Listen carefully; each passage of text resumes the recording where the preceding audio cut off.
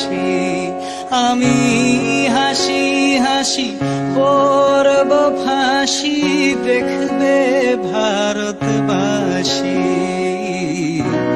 একবার বিদায় দে মা ফিরে আসি।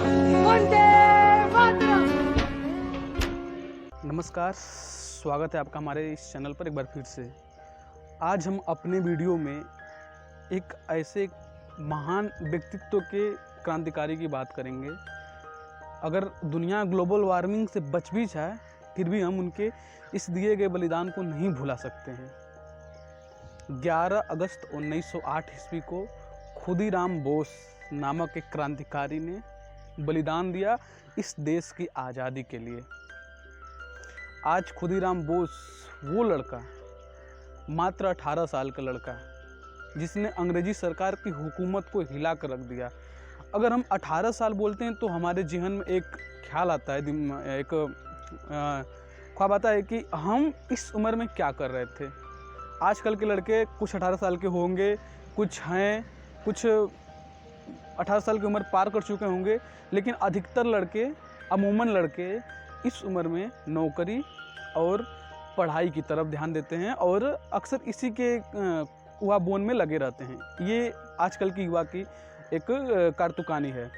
तो इसके वीडियो को शुरुआत करने से पहले आपको बता दें हम कि खुदीराम बोस ने जो किया है हमारे इस देश के लिए, शायद ही वो कहना तो नहीं चाहिए, लेकिन शायद ही कोई ऐसा कर पाए मात्र 18 साल की उम्र में।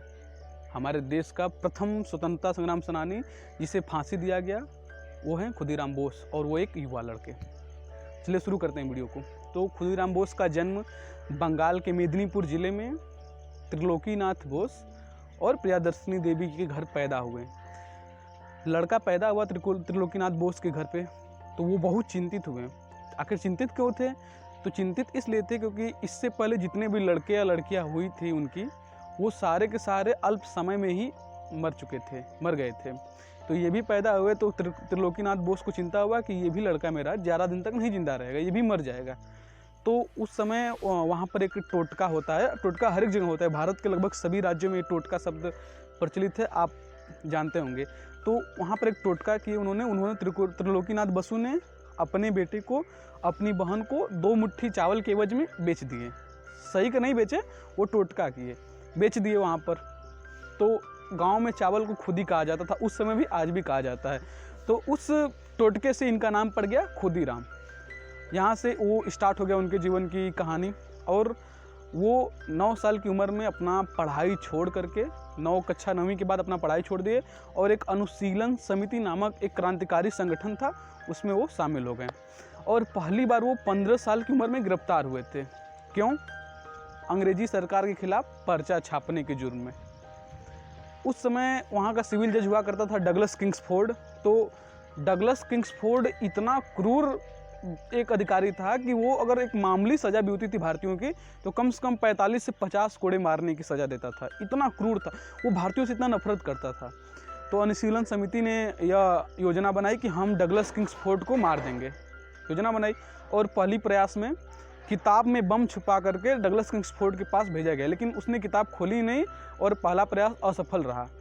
तो इन्होंने दूसरा प्रयास बनाया उसे मारने का। तब तक अंग्रेज सरकार ने उसका ट्रांसफ़र बिहार के मुजफ्फरपुर में कर दिया था। डगलस किंग्सफोर्ड का ट्रांसफ़र बिहार के मुजफ्फरपुर में हो गया।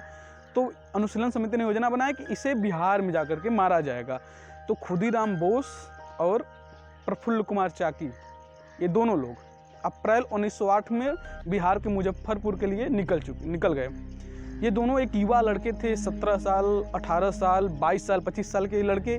तो यह बिहार के मुजफ्फरपुर में निकले और ये बिहार में पहुँचे तो वहाँ पर मोती झील इलाके में एक बंगाली जमींदार के पास धर्मशाला में एक मकान किराए पर ले लिया, कमरा किराए पर ले लिया। उनका ये मानना था कि अगर हम एक बंगाली के पास किराया लेंगे, अगर 2 बंगाली एक बंगाली के पास रुकेंगे तो किसी को ज़्यादा शक भी नहीं होगा कि क्या करने आए हैं और अपना वो काम कर लेंगे। वहाँ पर वो कुछ सप्ताह रुके।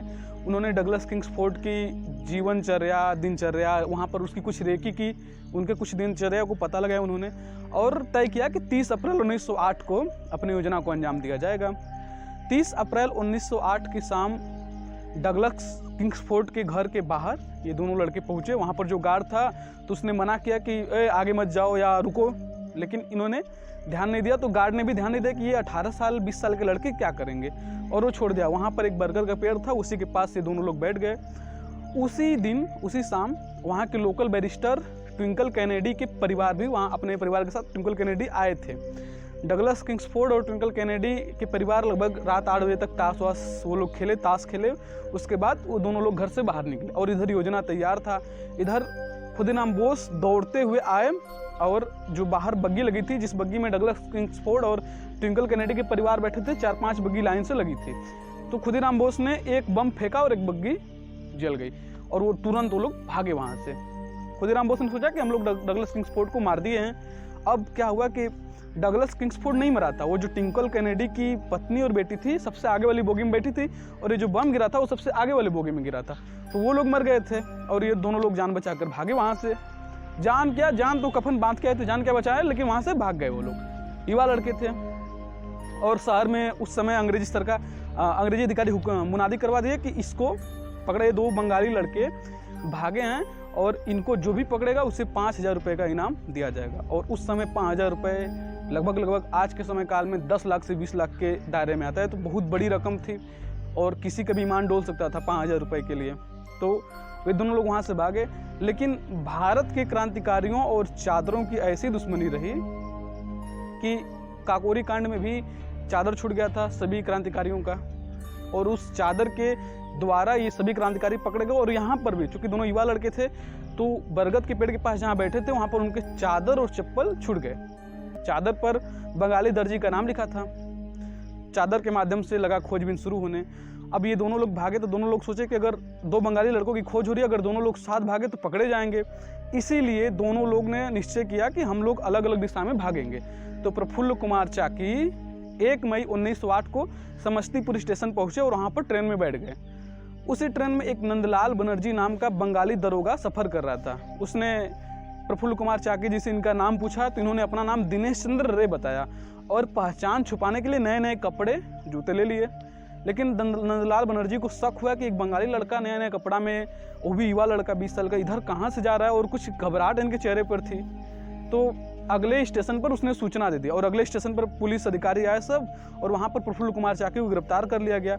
प्रफुल्ल कुमार चाकी ने अपनी तत्परता दिखाते हुए एक पुलिसकर्मी के जेब से बंदूक निकाल करके 2-3 पुलिसकर्मियों के ऊपर गोली चलाई। किसी को कोई चोट नहीं लगा। तो जब ये सोचे कि मैं बच नहीं सकता हूँ, चारों तरफ से घिर चुका हूँ, तो अपने ही बंदूक से, जो बंदूक लिए थे उसी बंदूक से अपने आप को गोली मार लिया और वहाँ पर वो मर गए। प्रफुल्ल कुमार चाकी की पहचान करने के लिए अंग्रेजी सरकार ने उनका सर काट करके बंगाल भिजवाया कि ये कौन है। इतना क्रूरता था उस समय अंग्रेजों का भारतीय क्रांतिकारियों के सामने। इधर खुदीराम बोस भागते भागते पूसा के पास वैने रेलवे स्टेशन तक पहुंच चुके थे।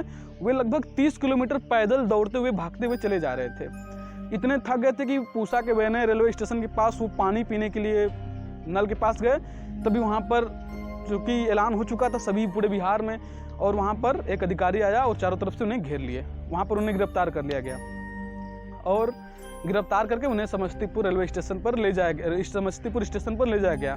वहाँ पर वो वैन से निकलते हैं, पुलिस के वैन से निकलते हैं, सबसे जोर से चिल्लाए वंदे मातरम, बहुत जोर से चिल्लाए। ये 3 बार चिल्लाए, वंदे मातरम, वंदे मातरम, वंदे मातरम, 3 बार जोर जोर से चिल्लाए। वहाँ पर उन्हें जज के सामने ले जाया गया और 3/1908 को उन्हें फांसी की सज़ा सुनाई गई। तो जब जज फांसी की सज़ा सुना रहा था तो उन्होंने इनसे पूछा, खुदीराम बोस से पूछा, जज ने खुदीराम बोस से पूछा कि क्या तुम फैसला समझ चुके हो? तो खुदीराम बोस ने कहा हाँ मैं समझ चुका हूँ, लेकिन अगर आप मुझे इजाज़त दें तो मैं कुछ कहना चाहता हूँ। तो जज ने कहा कि नहीं, मेरे पास इतना वक्त नहीं है टाइम देने का।